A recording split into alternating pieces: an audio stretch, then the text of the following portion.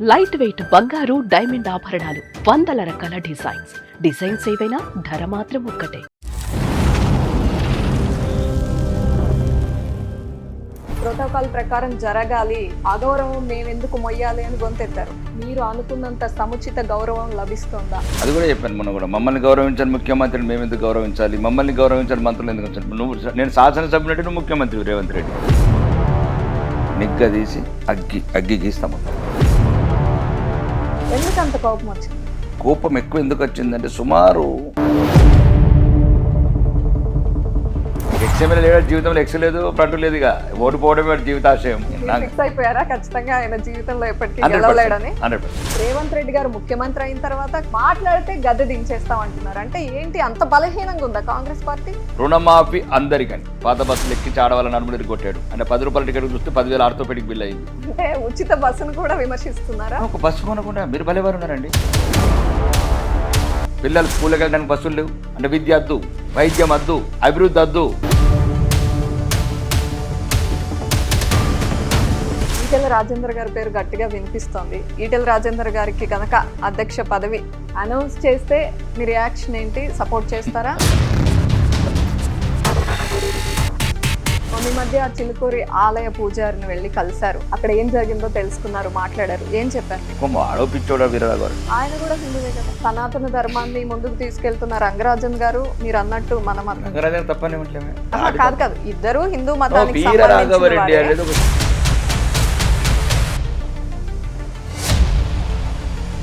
State divide అయిన తర్వాత కూడా ఇంకా పేద తెలంగాణగానే ఉందా? కేసీఆర్ కుటుంబం ఆస్తులు ఎందుకు పెరిగినాయి? ఇది ఒక్కసారి దీపం మీరు గమనించాలా. తెలంగాణ ప్రజలు ఇది కూడా ఈ పాయింట్ చూసుకోవాలి. కేసీఆర్ కూతురు 400 కోట్ల నీళ్ళు ఎట్లా కట్టింది? అది మీరు ఇన్ని యాంకర్లకు జర్నలిస్టుల కన్నా అడగచ్చు కదా. అప్పుడే అడగరు. అడగండి. అట్లా 9,30,000 ఉద్యోగులు రాకేష్ రెడ్డి, ఇప్పుడు మీరు నా ముందున్నారు.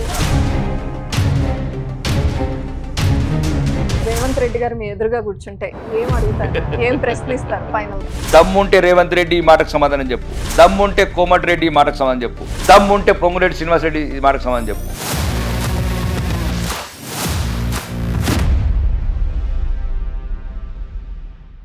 నమస్తే, నేను Deepa. Welcome to Suman TV. ఆయన మొదటిసారి ఎమ్మెల్యే అయినా కూడా అసెంబ్లీలో ఉరుములా ఉరిమాడు, మెరుపులా మెరుస్తున్నారు. ఆయన ఎవరో కాదు, ఆర్మూర్ బీజేపీ ఎమ్మెల్యే పైడి రాకేష్ రెడ్డి. నమస్తే రాకేష్ రెడ్డి గారు. నమస్తే దీప. హ్యాపీగా ఉన్నారా? మీరు అడిగిన ప్రతి కోరిక ఒక్కొక్కటిగా నెరవేరుస్తూ వెళ్తున్నారు. వారు నెరవేరుస్తున్నారో అర్థం కావట్లేదు, మీరు అడిగింది ఇవ్వకపోతే ఒక భయంతో ఓకే చెప్తున్నారో అర్థం కావట్లేదు. నేను అడిగేది కొడంగల్ సొమ్ము, మధిర సొమ్ము అడుగుతలేనండి. నా ఆర్మూరు ప్రజల హక్కులు అడుగుతున్నాను. నా ఆర్మూరు ప్రజల వాటా అడుగుతున్నాను. ఎవరి మేరుపై నాకెందుకండి? నా హక్కుల గురించి నిలదీస్తున్నాను. కొన్ని సాధ్యం అవుతున్నాయి, సాధ్యం కాని గురించి పోరాడుతున్నాను. ఓకే, ఇంటిగ్రేటెడ్ స్కూల్ అన్నారు, కాలేజ్ అన్నారు, అన్ని 1 by 1 చేసుకుంటూ వెళ్తుంది గవర్నమెంట్ కూడా. మీరు అడిగినవన్నీ చేయాలి కూడా. ఎందుకంటే ఇంకా నా వాటకు రావాల్సింది ఇప్పటివరకు ఇంకా 5% వచ్చింది. ఇంకా 95% వాటర్ రాలేదు నాకు. అయితే ఇప్పుడు వచ్చిన వాటితో సాటిస్ఫైడ్ గా లేరు. ముఖ్యంగా తెలంగాణ ప్రజలు అన్ని ప్రాంతాలలో ఒక ఆర్మూరే కాదు అభివృద్ధి అంటే, ఆర్మూర్తో పాటు 33 జిల్లాల అభివృద్ధి కావాలని కోరుకుంటున్నాను. వీళ్ళు పక్షపాతపూరితంగా 3 జిల్లాలకే తీసుకెళ్తున్న నిధులు కాబట్టి అది కూడా నిగదీస్తున్నాను. ఇప్పుడు తెలంగాణలో అడిగే ఒక్కటే ఎమ్మెల్యేను కదా నేను. బీర్ సీసాల రేట్లు పెంచితే మీకే కావాలా? మధ్యలో కొడంగల్కు, నల్గొండకు. అంటే తాగుడు మా వాళ్ళు, ఆరోగ్యం మేము పాడేది. దాని మీద రేట్లు పెంచుకొని ఎక్సైజ్ ఆదాయం అంతా మీ 3 జిల్లాలకు ఉండబోతారా? అంటే మీనింగ్ నిజంగా ఉత్తర తెలంగాణ, దక్షిణ తెలంగాణ వివక్ష ఉందా? నిజంగా అది నమ్ముతున్నారా గట్టిగా మీరు? స్పెషల్ డెవలప్మెంట్ ఫండ్స్ అనేది ఇంతకుముందు ఉన్న ఫామ్ హౌస్లో పడుకున్న మాజీ ముఖ్యమంత్రి ప్రతిపక్ష నాయకుడు ఒక సిస్టమ్ పెట్టాడు. రాజ్యాంగ విలువలు ఎట్లా తుంగలో దొక్కాలని. స్పెషల్ డెవలప్మెంట్ ఫండ్ ఎట్లయితే శాసనసభ్యుల్లో ఇవ్వాల్సిన నిధులు ఇవ్వకుండా మా నియోజకవర్గానికి 1 కోటి రూపాయలు ఇచ్చారు. కొడంగల్కు 1,004 కోట్లు ఇచ్చారు. దానికి ఏం చెప్పాలి నేను? అదే చీఫ్ సెక్రటరీని అడుగుతున్నాను. దీని మీద సుప్రీంకోర్టులో కేసు వేద్దాం అనుకుంటున్నాను. ఆర్మూర్కు 90 లక్షలు, కొడంగల్కు 1,004 కోట్లు. అంటే ఏ రాజ్యాంగం రాసింది ఇట్లా? వెనకబాటుతనమా, ముందడగా తర్వాత మాట్లాడదాం. గతాన్ని సరిదిద్దచ్చు.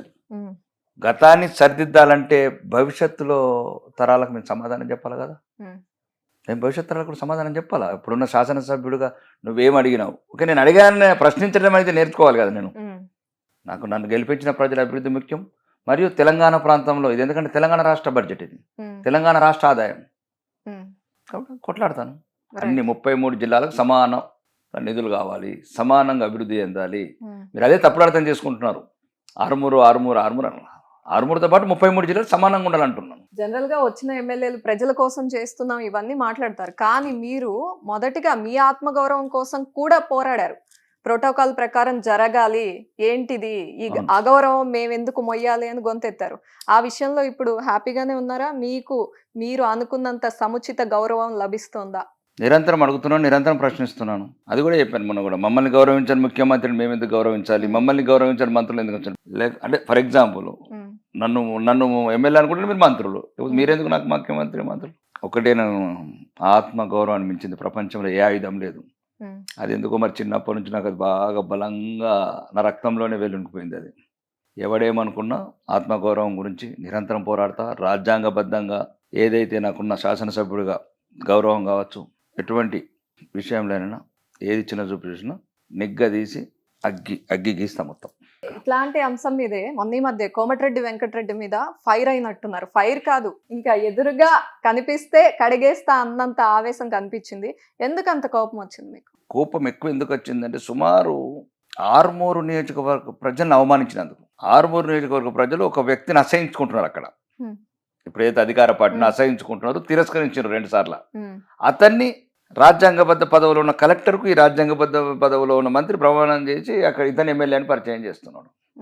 ఇంకా కడగకపోతే నాట్ ఎక్స్ఎమ్మెల్యే, ఎమ్మెల్యే అని పరిచయం చేస్తున్నారా? ఎక్స్ఎమ్మెల్యే లేదు, జీవితంలో ఎక్స్ లేదు, ఫ్రంట్ లేదు, ఇక ఓడిపోవడమే జీవితాశయం. ఓకే, మీరు ఫిక్స్ అయిపోయారా ఖచ్చితంగా ఆయన జీవితంలో ఎప్పటికీ గెలవలేడని? 100%. అంటే నేను అనేది ఏంటంటే, ఒక ప్రజలు అసహించుకున్న వాళ్ళని, ప్రజలను తిరస్కరించిన వాళ్ళని, ప్రజలు ఓడించిన వాళ్ళని, ఒక రాజ్యాంగబద్ధంగా వాళ్ళు గెలిపించుకున్నారు నన్ను వాళ్ళ బిడ్డగా, ఒక పోరాట యోధుడిగా, వాళ్ళ సమస్యల మీద గొంతెత్తుతా అక్కడున్న ఒక మాజీ శాసనసభ్యుడి మీద తిరగబడ్డ తొలి ఆరుమూరు బిడ్డ అని గౌరవించి నన్ను గెలిపించారు.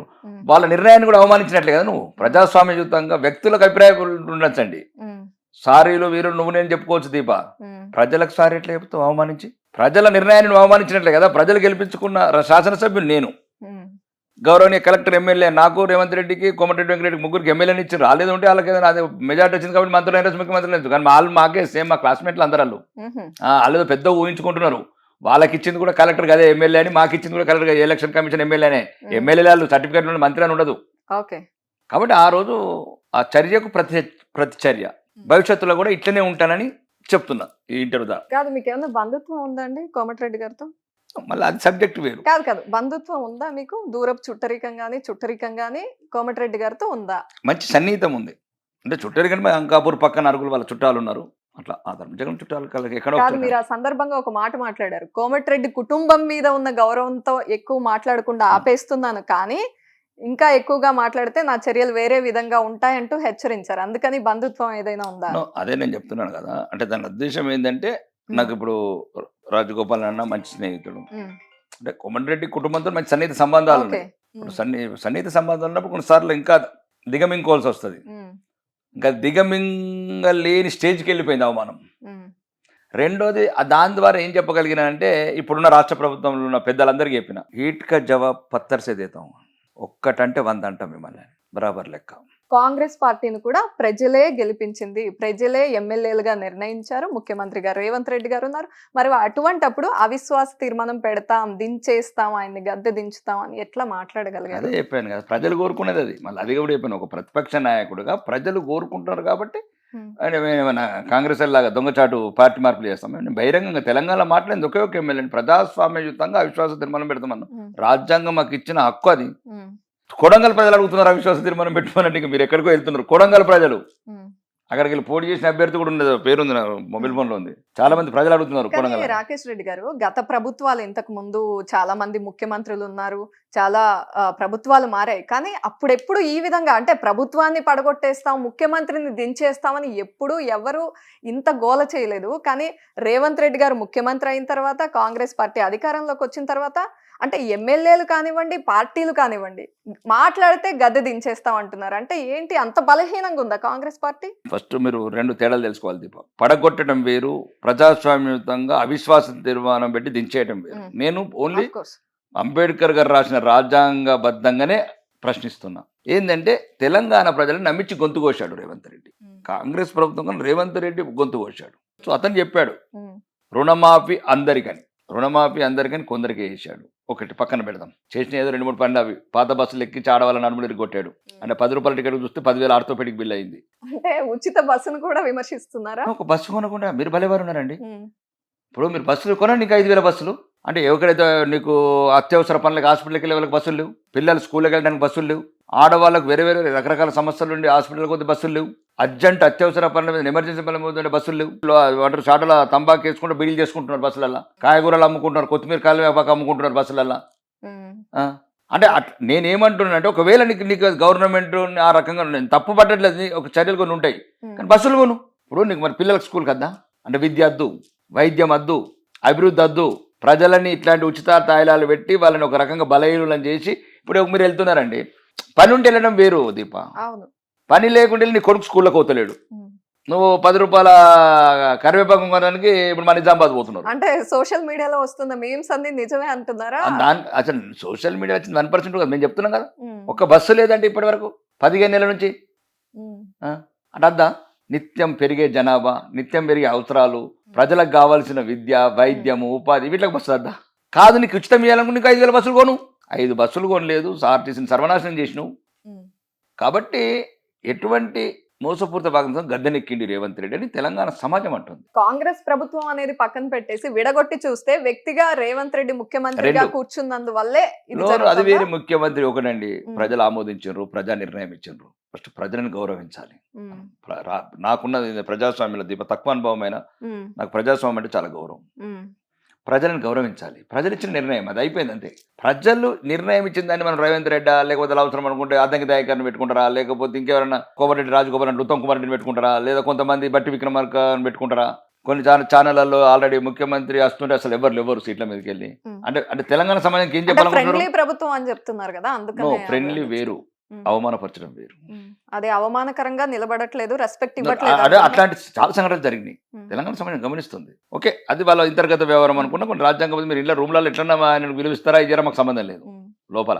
కానీ ఏదైతే ప్రభుత్వ సభలు ఉంటాయో, ప్రభుత్వ ఎక్కడైతే సమావేశాలు ఉంటాయో అక్కడ మాత్రం మీరు కంపల్సరీ ముఖ్యమంత్రి గారికి గౌరవం ఇవ్వాల్సింది. That is different point. రెండోది, ఇప్పుడు ఎందుకు గద్దె దించాలంటే తెలంగాణ ప్రజలు ఎందుకు చెప్తున్నారంటే మహిళలకు 2,500 అని చెప్పాడు, ఇంతవరకు ఇవ్వలేదు. పెన్షన్స్ 4,000 చేస్తాడు, అవన్నీ వీడియోలో చెప్పిండు. ఈ నెల ఆగుండ్రి, నెక్స్ట్ నెల నుంచి 4,000 తీసుకుని అన్నాడు. మా ఆర్మూర్ సభలు అన్నాడు, ఇంకా కావాలంటే మీకు వీడియో ఆర్మూర్ సభలు కూడా అన్నాడు. ఏమని అత్తకు 4,000, కోడలకు 2,500, గ్యాస్ ఇట్లా ఏమేమి కోరికలు అన్నీ చెప్పిండు అన్నట్లు. అత్తలకు 4,000 ఇవ్వలేదు, కోడళ్ళకు 2,500 ఇవ్వలేదు, ఆటో రిక్షా డ్రైవర్లకు 12,000 ఇవ్వలేదు, అమ్మాయిలకు స్టూడెంట్లకు స్కూటీలు ఇవ్వలేదు. రెండోది, అందరికీ రుణమాఫీ కొందరికి వేశారు. అంటే పరిపాలన దక్షత లేకుండా, ఎటువంటి అభివృద్ధి లేకుండా గ్రామాలలో అభివృద్ధి మొత్తం పడకేసింది దీప. రేవంత్ రెడ్డి సర్కార్ని ఉంచకూడదు, కాంగ్రెస్ ప్రభుత్వాన్ని ఉంచకూడదని తెలంగాణ ప్రజలు కోరుకుంటున్నారు. దానికి నేను కొనసాగింపే ప్రజాస్వామ్యయుతంగా గద్దె దించడం అందరం ఒకటే అని అన్నాను. అంటే ఢిల్లీ విజయం తర్వాత తెలంగాణ బీజేపీలో ఏమైనా మార్పు వచ్చిందా? ఎక్కువ శక్తి పుంజుకుందాం, దేశవ్యాప్తంగా ఇంకా విస్తరిస్తున్నాం అనే ఒక ఆలోచనలో ఉందా బీజేపీ పార్టీ? మరి ఏం దేశవ్యాప్తంగా ఏ పార్టీ ఉంది ఇప్పుడు? ఇంకా కొన్ని ప్లేసెస్ లో లేదు కదా, ఢిల్లీ లాంటి ప్లేస్ లో ఘన విజయం సాధించారు. అవును, అదే నిజమే. కానీ ఒకటి ఏంటంటే ఇప్పటికీ 20 రాష్ట్రాలలో విస్తరించడం. ఇంకా కాంగ్రెస్ అనేది ఇంకేది ఏంటంటే 3 రాష్ట్రాలలో 9 ఓడిపోయే ముక్కు. ఇంకా నాకు తెలిసి ఇంకా 99% 3 రాష్ట్రాలకి వెళ్ళి కూడా కంప్లీట్ క్లియర్ చేస్తాము. క్లియర్ చేసి మా కోరిక కూడా మహాత్మా గాంధీ కోరికని వీళ్ళు 75 సంవత్సరాలుగా మోసం చేసిన గాంధీ కుటుంబం. ఎందుకంటే మహాత్మా గాంధీ గారి కోరిక జాతి పిత అని మనం చెప్పుకునే కోరిక 1940లో కాంగ్రెస్ పని అయిపోయింది, స్వాతంత్రం తెచ్చిన మూసేద్దామన్నాడు. ఈ నెహ్రూ, ఇందిరాగాంధీ, గాంధీ కుటుంబాన్ని గురించి దాన్ని కంటిన్యూ చేశారు. మహాత్మా గాంధీ కోరికని మన్నించాలని మాకు బాగా కోరిక, నాకైతే వ్యక్తిగతంగా బాగా కోరిక. మహాత్మా గాంధీ కోరికను మొత్తానికి తూచా తప్పకుండా పాటించి కాంగ్రెస్ విముక్త భారత్ చేయాలని. మరి తెలంగాణలో, ఆంధ్రప్రదేశ్లో నిజంగా బీజేపీ పార్టీ వచ్చేంత శక్తి ఉందా? 2 రాష్ట్రాల్లో నిరంతరం పోరాడాలి కదా దీప. విజయం ఒక రోజులో సాధ్యం కాదు కదా. పక్క రాష్ట్రంలో వచ్చింది మన రాష్ట్రం ఎట్లా వస్తుంది, మన రాష్ట్రం వచ్చింది పక్క రాష్ట్రం ఎట్లా వస్తుంది? పోరాటం అనేది నిరంతరం సాగే ఒక ప్రక్రియ అది. కాబట్టి మరి ఆంధ్రాలో ఆల్రెడీ వచ్చేసింది, అంటే మిత్రపక్షంగా వచ్చేసినాం మేము. 3 సీట్లు వచ్చినట్టే అనుకుంటున్నారా? మిత్రపక్షం ఎన్డీఏ మళ్ళీ ఎన్డీఏ అంటున్నాం, పాదం మోపాం కదా, పాదం అది ఒక విజయంగా పరిగణిస్తున్నారు. విజయం ఎప్పుడు వీరులకు ఎప్పుడు విజయమే స్ఫూర్తి కాదు. అలెగ్జాండర్ కూడా ఒక్కరోజు ఒక దేశం కలగలేదు, మన దేశాలకు వచ్చే వరకు పోరాటం చేస్తూ పోయి. మేము కూడా భారతీయ జనతా పార్టీని మొత్తం 30 రాష్ట్రాలకు విస్తరించే వరకు మా పోరాటం ఉంటుంది. తెలంగాణకి నెక్స్ట్ ఆల్టర్నేటివ్ ఖచ్చితంగా బీజేపీ అని నమ్ముతున్నారా? ప్రజలు బీజేపీ వైపే చూస్తున్నారని అనుకుంటున్నారా? మాకన్నా తెలంగాణ ప్రజలు 1000 రెట్లు చూస్తున్నారు భారతీయ జనతా పార్టీ వైపు.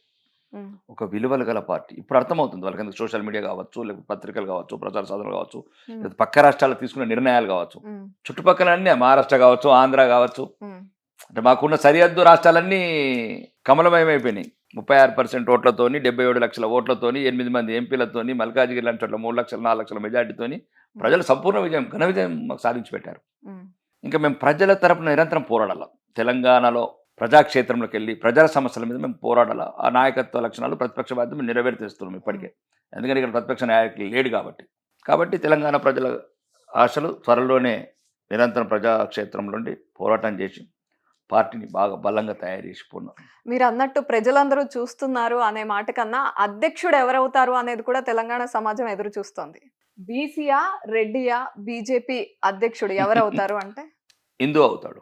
ఈటెల రాజేందర్ గారి పేరు గట్టిగా వినిపిస్తోంది. ఈటెల రాజేందర్ గారికి కనుక అధ్యక్ష పదవి అనౌన్స్ చేస్తే మీ రియాక్షన్ ఏంటి? సపోర్ట్ చేస్తారా? నేను ఈటల రాజేంద్ర కాదు, ఉమ్, ఏ రాజేంద్ర చేసినా సపోర్ట్ చేస్తాను 100%. నాకు పార్టీ కన్నా తల్లి రాకేష్ రెడ్డి ఓన్లీ, ఇంకా ఎటువంటి ఉండదు, వర్గాలు ఉండవు, ఏముండదు, ప్రాంతాలు ఉండదు, పాడు ఉండదు, ఒకటి భారతీయ జనతా పార్టీ నా కన్న తల్లి. ఉమ్, కన్న తల్లి ఎవరిని నిర్ణయించినా లీడర్గా అంగీకరిస్తా అని చెప్తున్నా. ఉమ్, మేము హిందువులము, ఈ దేశంలో హిందూ రాష్ట్రం అంటే మనం హిందువుల అవమానాల పాలు కావద్దు.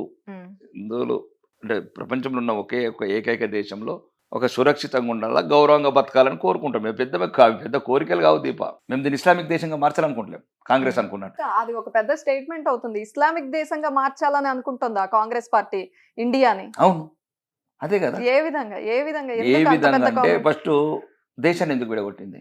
దేశాన్ని విడగొట్టింది ఎవరు? అప్పుడు భారతీయ జనతా పార్టీ లేదు ఈ దేశంలో. అప్పుడు దేశాన్ని విడగొట్టిన పార్టీ ఇది. అంటే దేశాన్ని విడగొట్టినావు. ఏ ప్రతిపదకాన్ని విడగొట్టినావు?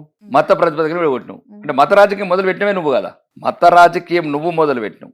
రాజ్యాంగాన్ని తుంగలు దొక్కటం నువ్వు మొదలు పెట్టినావు. 356 ఆర్టికల్ని తుంగలు దొక్కటం నువ్వు మొదలు పెట్టావు. మాజీ ప్రధానమంత్రిని గుల్జార్ నందల్ లాంటి వారిని లాల్బదిని అవమానించడం నువ్వు మొదలు పెట్టినావు. కుటుంబ రాజకీయము, వ్యక్తి పూజ నువ్వు మొదలు పెట్టినావు. దేశాన్ని వేలాది లక్షలాది మంది భగత్ సింగ్ లాంటి బిడ్డలు, సుభాష్ చంద్రబోస్ వీరులు సాధించుకున్న స్వాతంత్రాన్ని ఎమర్జెన్సీ పీరియడ్ ధ్వంసం చేసిన కుటుంబం నువ్వు. ఇప్పుడు తమిళనాడులో 1500 సంవత్సరాల నుంచి నీకు ఇస్లామే లేదు. అప్పుడున్న గుళ్ళు బగ్బోట్ ఎట్లయితే నీకు 500 మంది, సుమారు 543 మంది ఉన్న మన ఒక పార్లమెంట్ లోపల 218 మంది వాళ్ళు వ్యతిరేకిస్తున్నారు. 206 మంది హిందూ ఎంపీలు ఉన్నారు. కొద్దిగా జ్ఞానం ఉండాలి కదా. అంటే నీ మొత్తం నీ హిందూ సమాజం సర్వనాశనం కావాలా? హిందూ సమాజం నిర్మించబడాలి. మీరు హిందూ ఎంపీలు ఎట్లా అవుతారు? మీ జాతిని మీరు కాపాడుకోరా? దాంట్లో ఏముంది చట్ట సవరణ? ఏదైనా ఉంటే జ్యుడిషియల్ సిస్టంలో, ఇండియన్ కాన్స్టిట్యూషన్ సిస్టంలో రావాలని పెట్టినరు. ఇక రాజ్యాంగం సంబంధం లేదు, సుప్రీంకోర్టు పవర్స్ లేవు. అదేం సవరణ అండి అది? నువ్వు 4 చేసుకోవచ్చు, 40 మందిని కానొచ్చు. కామన్ సివిల్ ఎవరు? అంబేద్కర్ గారు చెప్పిందే కదా. ఇన్ఫర్మేషన్ కూడా ఎవరు చెప్పారు దీపా?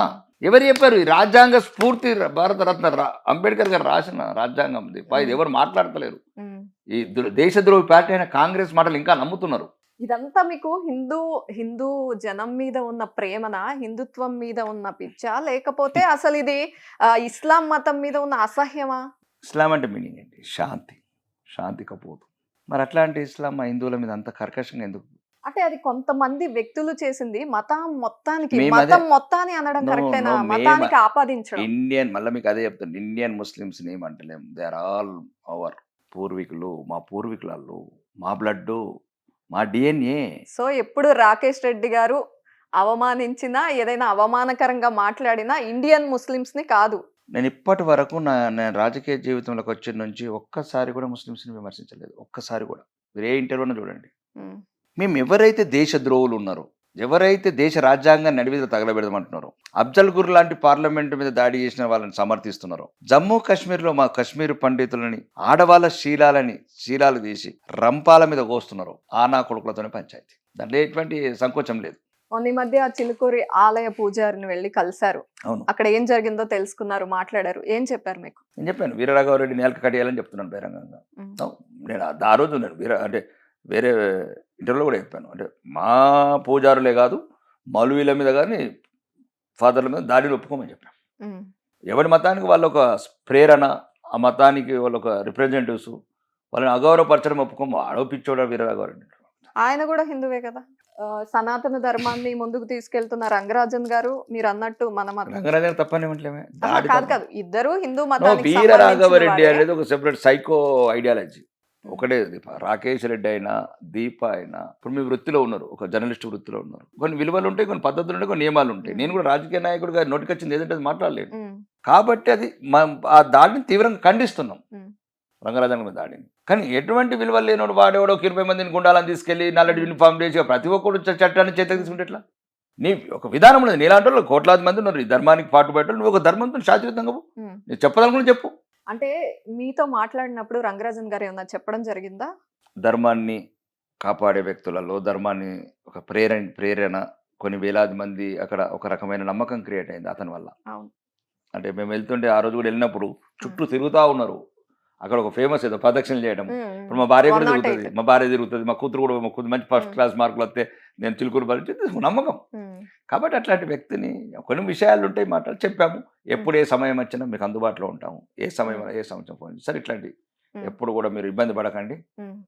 సబ్ కుచ్ హమ్ లోగ్ సంభాలితే ఐసా లోగోं को कैसा संभालना हमारा पास मालूम है అని చెప్పి. అసలు చనిపోయిన తర్వాత ఎక్స్గ్రేషియా ఇవ్వడం ఏంటి, ఇదేం పద్ధతి అంటూ నిలదీశారు. అవును, ఎందుకంత బాధ వచ్చింది? సుమారు 57 మంది పిల్లలు చనిపోయారు హాస్టల్లో. చనిపోక ముందు అరికడదామని నేను అంటున్నా. తెలంగాణ రాష్ట్ర వ్యాప్తంగా మనకి ఏవైతే 26,000 స్కూల్స్ ఏవైతే ఉన్నాయో, మొత్తం స్కూల్స్ కావచ్చు, ఇంకా అక్కడ ఏమేమి సమస్యలు ఉన్నాయి. మనం ఏదైతే ప్రజాకర్షణ పథకాలను పక్కన పెట్టి, ప్రజలను సోమరిపోతులు చేసే పథకాలను పక్కన పెట్టి, ప్రజలకు పనికొచ్చి భవిష్యత్తు భారత యువతని మనం ఎట్ట తయారు చేయాలి, వాళ్ళకి సరైన చదువు, ఆరోగ్యము, సరైన మౌలిక వసతులు అని నేను చెప్తున్నాను. అదే దాని ఉద్దేశం ఏంటంటే, చనిపోయినాక ఎక్స్గ్రేస్ ఇస్తారా? ఇప్పుడు 57 మందికి ఎక్స్గ్రేస్ ఇచ్చినట్లే కదా.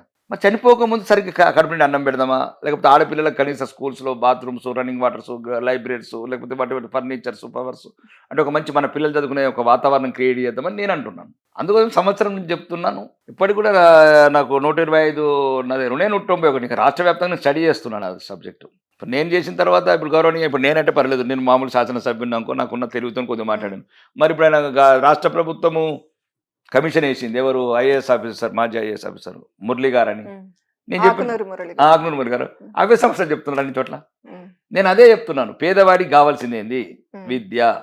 పేదవాడికి కావాల్సింది ఏంది? వైద్యము. నేను నిరంతరం కొట్లాడేది అది, విద్య, వైద్యం, ఉపాధి. ఉపాధి గురించి ముఖ్యమంత్రి గారు కూడా చెప్పాను. 2 జిల్లాలలో, ఈ తెలంగాణ ఉత్తర తెలంగాణలో ఒక ఎస్సీజెడ్ ఉంది మాకు, స్పెషల్ ఎకనామిక్ జోన్ అని, అక్కడ నందిపేటలో ఒక్క ఇండస్ట్రీ లేదండి. 11 సంవత్సరాలే. ఈయన 40,000 కోట్లు తెచ్చినట్టు దావోస్కి, అవి ఎక్కడున్నాయో నాకు అర్థం కాదు. మళ్ళీ మొన్న 150,000 కోట్లు అంటారు. అలాంటి మా నిజామాబాదే కాదు, ఆదిలాబాద్ కావచ్చు, ఆసిఫాబాద్ కావచ్చు, కరీంనగర్ కావచ్చు, వరంగల్ కావచ్చు, రూరల్ తెలంగాణ అన్ని చోట్ల పెడతాం ఇండస్ట్రీస్. అన్ని చోట్ల యువత డెవలప్. కానీ చైనా లాంటి కంట్రీలో అన్ని చోట్ల ఒక కేంద్రీకృతం కాదు దీపం. నేనేమంటున్నానంటే, ఇప్పుడు ఉదాహరణకు 75% మీరు హైదరాబాద్ చుట్టుపక్కల ఇన్వెస్ట్ చేసుకోండి, కాదంటలేదు. కానీ మీరు కనీస బాధ్యత పెట్టండి ఆ ఇండస్ట్రియలిస్ట్కు. ఏదైతే మీకు 150,000 కోట్లు ఇప్పుడు అంటున్నారో, పబ్లిసిటీ అన్ని పెట్టుకున్నారు రోడ్ల మీద హోర్డింగ్స్, అందులోకి వెళ్ళి 25% రూరల్కు కండిషన్ పెట్టండి అని నేను అంటున్నాను. 150,000 కోట్లు సుమారు 40,000 కోట్లు అవుతాయి దీప. 40,000 కోట్లు మా పాత ఉమ్మడి జిల్లాలు ఉన్నాయి, 9 జిల్లాలు. అంటే హైదరాబాద్ తీసేసి 9 జిల్లాలు. ఎట్లా హైదరాబాద్, రంగారెడ్డి అందరికి కావాల్సిందే. ఇంక 8 జిల్లాలు. 8 జిల్లాలలో మాకు 40,000 కోట్లు కేటాయించమంటాం ఇండస్ట్రీస్కు. అంటే కండిషన్, ఎవడైతే 10,000 కోట్లు పెడతాడో నువ్వు 2,500 కోట్లు వరంగల్ పెట్టు. ఇంకొకడు ఎవరు 10,000 కోట్లు పెడతాడో నువ్వు ఖమ్మంలో 2,500 కోట్లు పెట్టు. 10,000 అంటే ఫర్ ఎగ్జాంపుల్ 25% ఒక జిల్లాని కేటాయించుకో. 150,000 కోట్లు, ఇంతకుముందు తెచ్చిన 50,000 కోట్లు, 2,00,000 కోట్లు. 25% ఈ యువత మొత్తం వినాలి దయచేసి. తెలంగాణలో మేధావులు, ఇంటలెక్చువల్స్, లాయర్లు కావచ్చు, డాక్టర్లు కావచ్చు, యాక్టర్లు కావచ్చు, మీరందరూ వినాలి. ఇది ఒక్కటి, ఇది తెలంగాణకి ఎప్పటికీ మరుపురాని పథకం అయిపోతుంది. ఎవడు ఏ ఇండస్ట్రీస్ అయినా వాడికి ఎట్లయితే ఔటర్ రింగ్ రోడ్ చుట్టూ భూములు కావాలని కోరుకుంటుండో, ఫ్యాబ్ సిటీలో భూములు కావాలని కోరుకుంటుండో, చందన్వల్లి దగ్గర భూములు కావాలని కోరుకుంటుండో, ఎట్లయితే మీరు అదేంది ఇన్ఫోసిస్కు అక్కడ ఇచ్చినట్టు, ఇంకో దానికి రయేజాకి ఇచ్చినట్టు పోచారంలో 400 ఎకరాలు ఇచ్చారు కదా, మాకు అభ్యంతరం లేదు. కానీ వాడు పెట్టే ఇన్వెస్ట్మెంట్లో రూరల్ తెలంగాణలో 25% పెట్టాలి. ఏమైంది? రూరల్ ఏం తక్కలేదు. ఇక్కడ నుంచి ఖమ్మంకు 4 లేన్ రోడ్ ఉంది, ఇక్కడ నుంచి వరంగల్కు 4 లేన్ రోడ్ ఉంది, ఇక్కడ నుంచి ఆదిలాబాద్. మాకు రోడ్లు ఎందుకు లేవు? అన్నీ ఉన్నాయి మా దగ్గర. రోడ్లు ఉన్నాయి, నీళ్లు ఉన్నాయి, ప్రకృతి ఉంది, అడవులు ఉన్నాయి, కొండలు ఉన్నాయి, పచ్చిక బయళ్ళు ఉన్నాయి. అన్నిటికన్నా మించి పేద తెలంగాణ ఉంది, బతకలేని తెలంగాణ ఉంది, బడికి పోని తెలంగాణ ఉంది, బతుకుకు బాధలు పడుతున్న తెలంగాణ ఉంది. వాళ్ళ గురించి అక్కడ ఇండస్ట్రీ పెట్టాలని అంటున్నాను. కాదు రాకేష్ రెడ్డి గారు, ఇక్కడ ఒక్క విషయం, స్టేట్ డివైడ్ అయిన తర్వాత కూడా ఇంకా పేద తెలంగాణగానే ఉందా? అంటే కొందరు రాకేష్ రెడ్డి, రేవంత్ రెడ్డి కోటీశ్వర్లు అయితే అందరూ అయినట్లేనా? తెలంగాణ స్టేట్ డివైడ్ అయిన తర్వాత చేంజెస్ లేవా? సోమరిపోతులను చేసినాం. మిగులు బడ్జెట్ ఉన్న రాష్ట్రాన్ని అప్పులమయం చేశాం. మరి కేసీఆర్ కుటుంబం ఆస్తులు ఎందుకు పెరిగినాయి? ఇది ఒక్కసారి దీపం మీరు గమనించాలా. తెలంగాణ ప్రజలు ఇది కూడా ఈ పాయింట్ చూసుకోవాలా. రాజకీయ నాయకుల ఆస్తులు ఎందుకు పెరుగుతున్నాయి? పాయింట్ 1. రాష్ట్రం అప్పులు ఎందుకు పెరుగుతున్నాయి? పాయింట్ 2. దయచేసి దేశం మొత్తానికి వర్తిస్తుంది. ప్రజలు ఆలోచించండి. వీడి తెలివి కుటుంబానికి ఎట్లా పరిమితం అవుతుంది? కుటుంబంలో లాభాలు ఎందుకు వస్తున్నాయి? ఇలా భార్యలు నడిపిన కుటుంబాలు కంపెనీలు ఎందుకు లాభాల బాటలు పోతున్నాయి? వీళ్ళు సంతకాలు పెట్టే ఫైళ్ళు ఎందుకు అప్పుల పాలవుతున్నాయి పథకాలు? రెండోది, మిగులు బడ్జెట్ ఉన్న రాష్ట్రం ఈరోజు నిండు పార్లమెంట్లో చెప్పింది ఆర్థిక శాఖ మంత్రి అప్పులోకి నెట్టేశారండి. మరి అప్పులోకి నెట్టితే వీళ్ళు కూడా అప్పుల పాలు కావాలి కదా రాజకీయ నాయకులు. కేసీఆర్ కూతురు 400 కోట్లతో నీళ్ళు ఎట్లా కట్టింది? కేసీఆర్ కోట్లకు 100 కంపెనీలు ఎట్లా వచ్చినాయి? ఇప్పుడు రాష్ట్రం అప్పుల పాలైంది కదా. నీకు ఈయనకు సరిగా తెలుసో తెలియక పరిపాలన. మరి కుటుంబం మీద అంత మంచిగా ఎట్లా చేసినావు? ఏమి లేని సంతోషరావు ఎట్లా అంటే రాజకీయ నాయకులు ఇప్పుడు వీళ్ళు కావచ్చు, వాళ్ళు కావచ్చు, ఎవరైనా కావచ్చు. నేను అడిగే ప్రశ్న ఇది. రాష్ట్రాన్ని అప్పుల పాలు చేస్తారు, కుటుంబాలు లక్షల కోట్లకి వెళ్తాయి. ఇది ఇప్పుడు తెలంగాణలో జరుగుతున్న రాజకీయం. కూలిపోయే కాళేశ్వరం ఎట్లా కట్టినాం? 50,000 కోట్ల అవినీతి అని నువ్వే చెప్పినావు. ఇప్పుడున్న ప్రభుత్వం ఎందుకు చర్యలు తీసుకుంటలేరు? అవినీతి తప్ప ఏదో కొద్దిపాటి అభివృద్ధి చూపించి తెలంగాణ ప్రజలకు స్థాయిలాలు ఇచ్చి మోసపూరిత వాగ్దానాలతోని 10 ఏళ్ళు గద్దెనేలి ఇదేం రాజకీయం అండి? సాఫ్ట్వేర్ కంపెనీ పుట్టక ముందే ఉన్నది. కేటీఆర్ తెచ్చి పెట్టినట్లు ఆయన సాఫ్ట్వేర్ ఉద్యోగి. మీరు భలే మాట్లాడుతారండి. కేటీఆర్ గారు సాఫ్ట్వేర్ డెవలప్ అయింది అట్లేదు. అది మీరు ఇన్ని యాంకర్లకు జర్నలిస్ట్ కన్నా అడగచ్చు కదా. అప్పుడే అడగరు. అడగండి. అట్లా 9,30,000 ఉద్యోగులు అండి. అడగండి. ఇప్పుడు మీరు నా ముందున్నారు.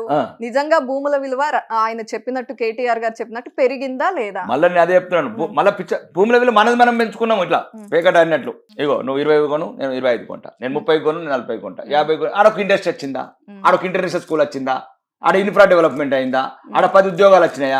ఒక సాఫ్ట్వేర్ కంపెనీ వచ్చిందా? ప్రజల్ని మోసం చేసి హైదరాబాద్లో చుట్టూనంత అవినీతి డబ్బునంతా 20 లక్షల కోట్ల ఏదైతే అవినీతి చేసినా డబ్బులంతా రూరల్ డెవలప్ చేసి ఆ రూరల్ కూడా బతకకుండా చేశారు పేదలని. వారు చెప్పేది ఏంటంటే నీరు అన్ని చోట్లకి పారేలా మేము చేశాము, నీటి ప్రాజెక్టులు తీసుకొచ్చాము, నీరు నిధులు నియామకాలంటూ వచ్చాము, మేము చేశాం కాబట్టి ఆ నీరు అన్ని ప్రాంతాలకు వచ్చింది కాబట్టి పెరిగాయి భూముల రేట్లు అనేది కదా. ఇప్పుడు దమ్ముంటే ఒక మాట అడుగుతున్నానండి అందరికీ. మొన్న కాళేశ్వరం వాటర్ రాకుండా కూడా ఒక్క నీటి బొట్టు రిలీజ్ చేయకుండా కూడా 1,53,00,000 టన్నుల వరి ఎట్లా పండింది? దీనికి సమాధానం చెప్పండి తెలుగున్నోడు. 1,53,00,000 టన్నుల వరి ఎట్లా పండింది? కాళేశ్వరం గేట్లు మూసేసి మేడిగడ్డ ప్రమాదం వల్ల ప్రమాదం, అది ప్రాజెక్టే కూలిపోతుంది, 1,00,000 కోట్లు వృధా అవుతాయంటే ఈసారి ఒక నీటి బొట్టు వదలలేదు దీప. నిరంతరం పాత ప్రాజెక్ట్ నాగార్జున సాగర్ ఉన్నాయి, మాకు శ్రీరామ్ సాగర్ వచ్చింది లేదు, ఇటుక పిల్ల పెట్టింది లేదు, నిజాం సాగర్ మేము మా తాతలు కొత్త ప్రాజెక్టులతో పెద్ద వరిగింది ఏదేమైనా దానికి రికార్డెడ్ కూడా ఎవిడెన్స్ వచ్చింది. ఎలక్షన్లో బాగా మాట్లాడిన మొత్తం కాళేశ్వరం వల్ల 105,000 ఎకరాలకు బాగా వచ్చింది. మొత్తం 1,00,000 ఎకరాలలో 1,00,000 ఎకరాలు ఇచ్చారు. ఒక ఎకరానికి వరి పండడానికి 13,68,000 రూపాయలు అయింది. కాబట్టి అది ఒక పెద్ద ఫెయిల్యూర్ ప్రాజెక్టు, మోసపూరిత ప్రాజెక్టు, వాళ్ళ అవినీతికి ఒక ఆలంబన చేసుకోవడానికి ఒక కుమ్మక్కైన ప్రాజెక్ట్ అది. అలాంటిది మూసి ప్రాజెక్ట్ ఇప్పుడు కాంగ్రెస్ ప్రభుత్వం. 4th సిటీ అంటున్నారు, దాని మీద నమ్మకం ఉందా మీకు? నేను ఇప్పుడు చెప్పిందే ఉన్న సిటీని పట్టించుకోమని. కళలు ఒకటే చెప్తున్నాను, కళలు కనాలి, కళలు కొన్ని సాధ్యమేటే కనాలి. కానీ ప్రజలను మోసం చేసి ఇప్పుడు ఏం కావాలా? ఇప్పుడు నేను చెప్తున్నాను కదా, తెలంగాణ వ్యాప్తంగా కనీస వసతులు లేవు స్కూళ్ళల్లో, గ్రామీణాల్లో మౌలిక వసతులు లేవు, డ్రైనేజెస్ లేవు, సీసీ రోడ్స్ లేవు, సింపుల్ దాన్ని ఆర్మూర్ తీసుకుంటే అన్ని చెప్తాను నీకు. అన్ని తెలంగాణ ఆర్మూర్ అన్ని మోస్ట్ డెవలప్డ్ ఇంకా మంచిగా 30 గ్రామ పంచాయతీలు 75 ఏళ్ళ గ్రామీణ భారతంలో. మాకున్న 87 విలేజ్లో 35 గ్రామ పంచాయతీలు. గ్రామ పంచాయతీలు ఫస్ట్ సిటిజన్ కూర్చుండేదానికి లేవు, గ్రామ పంచాయతీలు లేవు, వైకుంఠ ధామాలు లేవు. అవి కూడా కేంద్ర ప్రభుత్వం నుంచి ఏవైతే నిధులు వచ్చినా వీటి వల్లనే ఒక్క మౌలిక వసతులు లేవు, విద్య లేదు, వైద్యం లేదు, ఉపాధి లేదు, ఓన్లీ ప్రకటనలు. కానీ ఆర్మూర్ నియోజకవర్గంలోనే ఇన్ని డిఫెక్ట్స్ ఉన్నాయి, ఇలాంటి గ్రామ పంచాయతీలే లేవు అని చెప్తున్న మీరు, అంతగా ఆవేదన చెందుతున్న మీరు, కొన్ని పోస్టర్లు మీ మీదే వెలిసాయి నందిపేట లాంటి ఏరియాలో, 8 ప్రశ్నలతో కూడిన పోస్టర్స్ అలాంటివి. తప్పేం లేదు, 8 ప్రశ్నలు వేశారు, సమాధానం చెప్పారు. 80 ప్రశ్నలతో ప్రశ్నించేస్తుంది. బహిరంగంగా స్టేట్మెంట్ ఇచ్చిన కదా. నేను అలా చెప్పింది ఏంటంటే, ఒకవేళ నేను ఎలక్షన్లో మళ్ళీ క్లియర్గా ఉన్నాను ఆ సబ్జెక్ట్ మీద, రేవంత్ రెడ్డికి బహిరంగంగా సవాల్ ఇచ్చినాను నేను. అది ఒకవేళ నేను ఎన్నికలలో గెలిస్తే, ఒకవేళ ప్రభుత్వం ఇల్లు కట్టిపోకపోతే ఊరుకు 10 ఇల్లు కట్టిస్తాను, ప్రభుత్వం కట్టియకపోతే చెప్పారు మాట మీద. నేను వచ్చి నుంచి అదే మాట్లాడుతున్నాను కదా, గవర్నమెంట్ వస్తే ఇప్పుడు దాన్ని నా ప్రభుత్వం మధ్యన ముందు ఇంప్లిమెంట్ చేసేవాళ్ళం. ఓకే, ప్రతిపక్షంలో కొట్లాడుతున్నాం, 3,500 ఇల్లు శాంక్షన్ చేసినాం. అవే కదా ఇల్లు. గవర్నమెంట్ కట్టిపోయకపోతేనే నేను ఊరికి 10 ఇల్లు కట్టిస్తాను. ఇప్పుడు ఆ లేట్ అయిన దానికి రేవంత్ రెడ్డి గారు జవాబు చెప్పాలా? నువ్వు 3,500 ఇల్లు ఫస్ట్ మా గవర్నర్ గారి ప్రసంగంలో ప్రతి నియోజకవర్గానికి 3,500 ఇల్లు అన్నాడు. కనుక నాకు నేను 10 ఇల్లు అంటే మొత్తం కలిసి 100 ఇల్లే కదా, అంటే సుమారు 700 ఇల్లు. ఇప్పుడు 3,500 ఇల్లు కొట్లాడి సాధించుకొచ్చిన కదా. ఒకవేళ ఇప్పుడు కూడా మనం బహిరంగంగా నేను ఒక స్టేట్మెంట్ ఇచ్చాను రేవంత్ రెడ్డి గారికి, ఒకవేళ ఆర్మూర్ తెలంగాణలో లేదని చెప్పండి. చెప్పండి, రేపే ముగ్గు వస్తా 80 పల్లెల్లో అని చెప్పండి. ఆరుమూరు తెలంగాణలో లేదు, మా పనులు మేమే వసూలు చేసుకుంటాం, రిజిస్ట్రేషన్స్, ఎక్సైజు, మీకు బ్రహ్మాండ అమెరికా లాగా చేస్తాను నేను మార్మూలి మూలలో 1000 కోట్లు ఇస్తున్నాం ఆదాయం, మా డబ్బులు మాకేందుకు ఎంత నీకేం దమ్ముంటే నువ్వు ఢిల్లో కొట్టాడు, నీకేమైనా ఇబ్బంది అయితే మా డబ్బు మేము అడుగుతున్నాం. కానీ ప్రజలంతా ఎమ్మెల్యే వైపే చూస్తారు కదా, ఇటువంటి ప్రశ్నలు ఎమ్మెల్యే చెయ్యాలి అంటూ వాళ్ళకు మనసులో తప్పేం లేదండి. దాంట్లో ఇప్పుడు ఆల్రెడీ ఆ ప్రణాళికలు వచ్చేసినాయి, ఆల్రెడీ ప్రజా అప్లికేషన్స్ అన్ని ఫార్వర్డ్ అయిపోయినాయి, ఫాస్ట్ అయిపోయినాయి. ఇప్పుడు ముందు కూడా సుమారు ఒక 5 ఊర్లలో కంప్లీట్ అయిపోయినాయి. ఇంకా నేను కొబ్బరికాయ కొట్టాడు గౌరవనీయ ముఖ్యమంత్రి, స్టార్ట్ అయిపోతాయి. స్టార్ట్ కాకపోతే నిరంతరం వేటాడతాం. మా డబ్బు మేము తీసుకుంటాం, కట్టుకుంటాం, డోంట్ వరీ, దాంట్లో ఏం లేదు. మేము ఆర్మూర్ని సుమారు భారతదేశంలో నెంబర్ 1 కాన్స్టిట్యూన్సీ చేస్తాం. అట్లా ప్రైవేట్గా నాకు పన్నులు వసూలు చేసుకుంటుంటే. బైక్ స్కామ్ విషయంలో మీ పేరు ఎందుకు వచ్చింది? మీ బంధువు సంతోష్ రెడ్డి గారి పేరు వచ్చింది ఎందుకు? నేను అదే చెప్తున్నాను, సంతోష్ రెడ్డి ఏం చేసింది లేదు, ఇంకొక రెడ్డి ఏం చేసింది లేదు దాంట్లో. అన్ని మేము ఎందుకులేండి చిన్న చిన్న విషయాలను స్పందిస్తే ఇంకా నేను ఆల్రెడీ పోలీసులు 2 రోజుల కింద ప్రెస్ మీట్ పెట్టి చెప్పేశారు, ఎటువంటి రాజకీయ ప్రమేయం లేదు దీంట్లో. అంటే ఎందుకు మీ పేరు అంటించారు? ఇక్కడ జరుగుతూ మీ ఏరియాకి అవి ఆ బైక్స్ వచ్చాయనే ఉద్దేశంతో ఆ ఏరియా ఎమ్మెల్యే మీరే కాబట్టి ఊహించుకున్నారా? ఇప్పుడు మరి అంటే ఆ ఏరియా కాంగ్రెస్ ఎమ్మెల్యే కూడా ఉన్నాడు భూపతి రెడ్డి, ఆయన ఎక్క బైక్లు అయినాయి. మరి భూపతి రెడ్డి ఇన్వాల్వ్మెంట్ కూడా ఉంది, బోధనలో కూడా అయింది, సుదర్శన్ రెడ్డి ఇన్వాల్వ్మెంట్ కూడా ఉందా అసలు ఎందుకు అంటే వాళ్ళు మరి పోలీసులే చెప్పాలి, పోలీసులే చెప్పాలి. అది పోలీసులు ఖండించరు, ఎటువంటి రాజకీయ ప్రమేయం లేదు, రాజకీయ నాయకులు హస్తం లేదు. పాయింట్ 1. పాయింట్ 2, దీంట్లో ఒకటే కాదు, భీమ్గల్ ప్రశాంత్ రెడ్డి ఉన్నాడు, సునీల్ రెడ్డి ఉన్నాడు, భూపతి రెడ్డి ఉన్నాడు, ఇంకా వాళ్ళు ఉన్నారు, బోధనలో దొరికినారు, ఆర్మూర్ దొరికినారు. ఇది ఒక విస్తరించింది రాష్ట్ర వ్యాప్తంగా. మరి ప్రతి ఒక్కరు రేవంత్ రెడ్డి కూడా ఇన్వాల్వ్మెంట్ ఉండాలి. దానివల్ల ఏమవుతుందంటే ఇంకా దుర్మార్గులని మనం ఎంకరేజ్ చేసినట్లు ఉంటుంది. ఇప్పుడు ఒక అతనేమో మొత్తానికి ఆడ అసలు ప్రజలు మర్చిపోయారు మాజీ శాసనసభ్యులు, నేను ఏ కొద్దిగా ఇచ్చిన పానం పోసినట్లు అవుతుంది. పాముకు పానం పోయడం ఇష్టం లేదు, ఆ పాము మళ్ళీ నా ప్రజలనే కాటేస్తుంది. కాబట్టి ఆ పాముకు పానం పోయేద్ది అనుకుంటున్నా. ఇక ఇంకొకటి జీవితాంతము అదేమంటారు, ఇంకా విజయం అనేది ఆ జీవితంలో కనుచూపు చూడని వ్యక్తి, ఇప్పటికే 2 సార్లు ఓడిపోయాడు. ఇంకా నాకు తెలిసి ఇంకా 3-4 సార్లు ఓడిపోయిన తర్వాత కూడా ఇంకా అతను రాజకీయాల్లో గవే ఏవైతే చిన్న చిలిపి పనులు చేస్తున్నాడో చిలిపి పనులు చేసుకుంటూ ఉండాలి. మీకు ఇంకా ఏమేమి కావాలనుకుంటున్నారు? ఇంకా ఏం పెండింగ్ లో ఉన్నాయి ఆర్మూర్ నియోజకవర్గానికి సంబంధించి కానీ తెలంగాణ వ్యాప్తంగా కానీ మీ కోరికలు ఏంటి? ఒకటి, ఫస్ట్ ఆర్మూర్కి వచ్చే వరకల్లా 125 స్కూళ్ళలో బాత్రూములు లేవు, 191 ఉన్నాయి. నిండు అసెంబ్లీలో మాట్లాడిన శ్రీధర్ బాబు గారు త్వరలోనే మరి ఏందో ఆర్థిక ఇప్పుడు బడ్జెట్లు ఇస్తానన్నాడు. నేనేం అడుగుతలేను, పెద్ద కొడంగల్ లాగానో మధిరలాగానో నల్గొండలాగా 1000 కోట్లు వద్దంటున్నాను. కనీసం పేద పిల్లలు చదువుకునే విద్యనన్నా కొద్దిగా మంచిగా ఇద్దాము. స్కూల్కి కావాల్సిన కొన్ని కంపౌండర్స్ కావచ్చు, రన్నింగ్ వాటర్స్ కావచ్చు, లేడీస్ కొన్ని ఇబ్బందికరమైన పిల్లలు ఉంటారు, ఎదిగిన పిల్లలు ఉంటారు, వాళ్ళకి ఇబ్బంది కాకుండా కొన్ని సౌకర్యాలు కల్పిద్దామని చెప్తున్నాను నేను. మౌలిక వసతులు గ్రామాలలో ఏమిటే మేడం, చిన్న గ్రంథాలయం, మహిళా భవనము, అంగన్వాడీ బిల్డింగు, లైబ్రరీ, చిన్న ఏమంటారు సీసీ రోడ్లు, డ్రైనేజీలు, చిన్న ఒక మంచి గ్రామ పంచాయతీ, మంచి కొద్దిగా గ్రీనరీ, పల్లెటూళ్ళని పచ్చగా చేసి వాళ్ళు బతకనిద్దామంటున్నాను. చిన్న కోరికలు. డ్రైనేజ్ 5 లక్షలు పెడితే ఒక వీధి మొత్తం డ్రైనేజ్ అయిపోతుంది. 5 లక్షలు పెడితే ఒక వీధిలో సీసీ రోడ్ అయిపోతుంది. ఒక 20 చెట్లు పెడితే ఎట్లైనా గ్రామీణ ఉపాధి పథకం ఒక పథకం ఉంటుంది, 1000 కోట్లు స్పెండ్ చేస్తారు కేంద్ర ప్రభుత్వం, వాళ్ళతోనే చెట్లు పెట్టిద్దాం. పల్లెటూరు అంటే ఎక్కడ రూరల్ తెలంగాణ డెవలప్ చేద్దాం ఒక ఆలోచన. అంటే ఇదే పద్ధతి సేమ్ తెలంగాణ అంత వ్యాప్తంగా ఎక్కడ ఏ వనరులు ఉన్నాయి. ఫర్ ఎగ్జాంపుల్ ఆదిలాబాద్లో ఉంది కాటన్, ఇప్పుడు త్రిపుర అని ఒక తమిళనాడులో ఉంటుంది, మొత్తం టెక్స్టైల్ ఇండస్ట్రీ, పత్తి కూడా వండదు దీప. ప్రపంచానికి ఈరోజు క్లాత్ ఎక్స్పోర్ట్ నెంబర్ 1 అది. అంటే ఇలా ఎక్కడో ఒక చోట ఒక మార్గం ఉండాలి. దీనికి ఆలోచిద్దామని నేను అంటున్నా. అంటే ప్రభుత్వాన్ని కోరేది కూడా, ఇప్పుడు మాకు నెలకు 20,000 కోట్ల ఆదాయం, అప్పు మళ్ళీ నెలకి ఇప్పుడు ఈసారి 1,60,000 కోట్లు, సుమారు 15,000 కోట్లు తెస్తున్నారు ఎవ్రీ మంత్. ఇవి ఎటు పోతున్నాయి అర్థమవుతలేదు. అట్లా దీన్ని ఎక్కడో ఒక చోట పేద ప్రజలకు కనీస అవకాశాలు, ఇట్లా సోమరిపోతులు చేసే స్కీములు కాకుండా వాళ్ళని కష్టపడి వాడు ఇంకొక 10 మందిని వాడు ఎంప్లాయ్మెంట్ ఇచ్చినట్టు తయారు చేద్దామని. అయితే అన్నిటికన్నా ముఖ్యం ఏంటంటే మనం వందే భారత్ ట్రైన్లో తిరిగినా సరే కానీ వాళ్ళు తిరిగేందుకు సైకిల్ మీద రోడ్డు మంచుకుంటామని నేను కోరిక. ఫైనల్ గా కులగణనని సమర్థిస్తారా? కులగణనం పైన మీ అభిప్రాయం ఏంటి? అది దాని గురించి కులగణన అనేది కొన్ని రకాలుగా కాంగ్రెస్ ఆడిన కుట్రలో లేపిన ఒక భాగం ఇది. మళ్ళీ ఇది ఒక రకమైన కులాల మధ్యన చిచ్చు పెట్టి దేశాన్ని విభజించాలనే కుట్రలో భాగం. అంటే ఇది ఒక పెద్ద కంట్రీ లెవెల్ ఇష్యూ. వీళ్ళకి తెలుసు అన్ని, సుప్రీంకోర్టు ఒప్పుకోదు, రాజ్యాంగం ఒప్పుకోదు. చిన్న ఉదాహరణ, ఇప్పుడు హిందువులు ఉన్నారు, బీసీలకు అన్యాయం చేయడమే కదా. ముస్లిమ్స్ని బీసీలో కలపడం కోర్టు ఒప్పుకుంటుందా?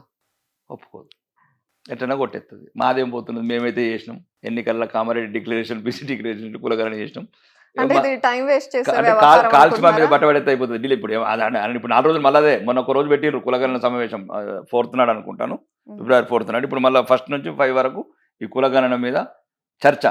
అంటే తెలంగాణ ప్రజలని మళ్ళొక్కసారి ఈ అభివృద్ధి ఏమైంది, ఇందిరా మిల్లని, పెన్షన్లని, రేషన్ కార్డులని, మహిళలకు 2,500 అని, ఆడపిల్లలకు స్కూటీలని ఎక్కడ నిలదీస్తారో, ఆటో డ్రైవర్లు కౌలు రౌతులు ఇవన్నీ ఏవైతే వీళ్ళు చెప్పిన వాగ్దానాలు దాట వేసుకుంటూ పోతున్నాడు. కాబట్టి ప్రజలని డైవర్ట్ చేయాలి. కనీసం మంత్రివర్గ విస్తరణ చేయడం చేతగాని ప్రభుత్వం అండి. మీరు చదువుకున్న వాళ్ళు ఆలోచించండి. మీరు ఎవరైనా ఈ ఇంటర్వ్యూ చూసిన వాళ్ళు నేను చెప్పిన దాంట్లో రాజకీయ కోణం దయచేసి పెట్టకండి. మీరు పక్కన పెట్టి ఇందులో 2 సమాధానాలు చెప్తాం మీకు. ఫస్ట్ పాయింట్, ఈ రాష్ట్రంలో ఏ రాష్ట్రమైనా సరే ఏ దేశమైనా సరే శాంతి భద్రతలు బాగుంటే ఆ రాష్ట్రం కావచ్చు, ఆ దేశం కావచ్చు, ఆ ప్రాంతం బాగుంటుంది. ఇక్కడ హోమ్ మినిస్టర్ లేడు తెలంగాణలో 15 నెలల నుంచి. రెండోది విద్య. అన్నిటికన్నా ప్రపంచంలో మనిషిని మంచిగా మానవుడిని మంచిగా మరి మహోన్నతమైన వ్యక్తిగా తీర్చిదిద్దాలంటే విద్య ముఖ్యం. ఇక్కడ విద్యాశాఖ మంత్రి లేడు తెలంగాణలో 15 నెలల నుంచి. ఇంకా ఇప్పుడు ఆధునిక భారతం ఈ 21 సెంచరీలో ఒక మౌలిక వసతులు కొన్ని మార్చి ఈ మనిషి సౌకర్యవంతంగా జీవించాలంటే మౌలిక వసతులు కావాలి. దానికి శాఖ మంత్రి, మున్సిపల్ శాఖ మంత్రి లేడు. అంటే ఈ ప్రభుత్వ పరిపాలన దేని గురించి ఉన్నదో అర్థం చేసుకోండి. ఇది ప్రజల గురించి లేదు. కాబట్టి నేనేమంటున్నాను, ఇలా ప్రజల ప్రాధాన్యత కాదు ముఖ్యంగా. రెండోది, ఇప్పుడు వీళ్ళు ఉన్నారు ఓకే, కులగణన కొద్దిసేపు పక్కన పెడతాం, దట్స్ డిఫరెంట్ ప్రాసెస్ అనుకుందాం. అది వాళ్ళ విధానం మీద ఉందో పోనీ, ఒకవేళ చట్టపరంగా అది ఎట్లా పోతుందో పోనీ. కానీ ఎట్లయితే మేము కేంద్ర ప్రభుత్వంలో 27 మంది ఓబీసీలకు మంత్రులు ఇచ్చినాం, గౌరవనీయ ప్రధానమంత్రినే బీసీ ప్రధానమంత్రిని పెట్టినాం 11 సంవత్సరాల నుంచి. ఒకటి 27 మందిని ఓబీసీ మంత్రులు. మరి ఇంకా మళ్ళీ ఇక్కడ ఎందుకు అంత ఓసీలను పెట్టి 2 బీసీలకు ఇచ్చినాం? ఓకే ఇచ్చినాం. ఈ దమ్ము ఉంటే డైరెక్ట్ చెప్పండి తెలంగాణ ప్రజలకు. రేపు 6 మంత్రులను బీసీలను పెడుతున్నారా లేరా? దమ్ముంటే రేవంత్ రెడ్డి ఈ మాటకు సమాధానం చెప్పు. దమ్ముంటే కోమటిరెడ్డి ఈ మాటకు సమాధానం చెప్పు. దమ్ముంటే పొంగురెడ్డి శ్రీనివాసరెడ్డి ఈ మాటకు సమాధానం చెప్పండి. దమ్ములుంటే ఉన్నత వర్గాలకు చెందిన జూపల్లి కృష్ణారావు గారు సమాధానం చెప్పండి. తుమ్మల నాగేశ్వరరావు గారు సమాధానం చెప్పండి. దమ్ముంటే చెప్పండి. ప్రజలని మభ్యపెట్టి మోసం చేసి మాట్లాడతారు. రేపు ప్రొద్దున గవర్నర్ దగ్గరకు కొండి, దమ్ముంటే మీ రాహుల్ గాంధీకి చెప్పండి. కులగణన మీద అంతా సీరియస్ ఉంటే 6 బీసీ మంత్రులు పెట్టమని ఇచ్చేయండి లిస్ట్. ఎవరు అద్దంటున్నాడు మిమ్మల్ని? ఇప్పుడు గ్రామంలో 1 ఇయర్ అయిందండి. ఫిబ్రవరి 2 నుంచి సర్పంచుల స్థానిక సంస్థల వ్యవస్థ లేదు. కేంద్ర ప్రభుత్వం రావాల్సిన నిధులను పోయినాయి. ఈ మార్చి లోపల ఇంకేదో అంటున్నాను, మరి రిన్యూవల్ అవుతుందా కాదో నేను మన పేపర్లో చదివినా. నేను జమ్జా చెప్తున్నాను, స్థానిక సంస్థలు ఈ సన్నాసులు అభివృద్ధి అయ్యారు, కేంద్ర ప్రభుత్వం నిధులు కూడా తెచ్చుకునే దద్దమ్మలు, ఎలక్షన్లు పెట్టిన దద్దమ్మలు. ఈ రూలింగ్ ప్రభుత్వం కదా, పోలీసు వాడు నీ చేతుల్లో ఉన్నాడు, అధికారులు నీ చేతుల్లో ఉన్నారు. దాంట్లో కూడా దమ్ము లేదు. చేసుకో 42% ఇచ్చేసుకో. ఎవరు అంటున్నారు? ఇది నడని, ఒకవేళ ఇది నడితే నడని దీపా, ఈ వ్యవస్థ నడని, రిజర్వేషన్లు అది నడుస్తున్నాడని ఒక చట్టబద్ధంగా కంటిన్యూ కానీ మీరు ప్రజలను మోసం చేయకుండా. ఇప్పుడు నేను చెప్పిందని నేను తప్పున చెప్పండి. రైట్. బీసీలను రేపే ప్రొద్దున గవర్నర్ గారికి ఇవ్వండి లిస్టు. రాహుల్ గాంధీ ఒక నిజమైన ఈ దేశంలో సగం రక్తం ఉంటే ఈ దేశంది, రాత్రి లోపల ఫ్యాక్స్ పంపిమని. ఓకే అంటే మంత్రివర్గ విస్తరణలో బీసీలకి పెద్దగా స్థానం ఉండదు అనుకుంటున్నారా?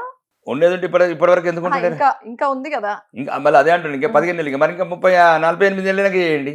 హోటల్ మూసేటప్పుడు ఫుల్ భోజనం అన్నం పెట్టుది. ఇప్పుడు ఉదయం నుంచి ఆకలి అని చచ్చిండు అనుకో, ఉదయం నుంచి ఆకలి అంటే ఎవడో హోటల్ మూసేటప్పుడు తినరా అంటాడట, పాడైపోయింది. అయితే తీన్మార్ మల్లన్న చేసిన వ్యాఖ్యలన్నీ బీసీలకు అన్యాయం జరిగింది, లెక్క తప్పింది, ఇదొక సమాధి లాగా భావిస్తాను బీసీల విషయంలో అంటూ ఆయన వ్యాఖ్యానించారు. తీన్మార్ మల్లన్న విషయంలో ఒకటే నేను చెప్పేది, ఆయన ఓసీ, నేను బీసీ. తీన్మార్ మల్లన్న నా దృష్టిలో బీసీ గాడు. ఎట్లా అంటున్నారు ఇది ఓసీ అని? ఆయన ఓసీ కదా, పక్క రాష్ట్రంలో ఓసీ, ఇక్కడ బీసీ ఎట్లా అవుతాడు? ఆయన బీసీ అయితే నేను బీసీ అవుతా. నేను మహారాష్ట్రలో నేను బీసీ రెడ్డి. మిగతా రాష్ట్రాల విషయం మనకెందుకు? ఉమ్మడి రాష్ట్రం ఆంధ్రప్రదేశ్ పక్క రాష్ట్రం అండి, తెలుగు రాష్ట్రము. అవును, విడిపోయింది కదా. విడిపోక ముందు కూడా సేమ్ ఇదే అన్యాయం. అప్పుడు అక్కడ ఓసీ, ఇక్కడ బీసీ.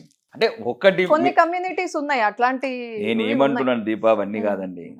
బీసీలైనా ఓసీలైనా ఫస్ట్ మా భారతీయ జనతా పార్టీ సిద్ధాంతం హిందువులు.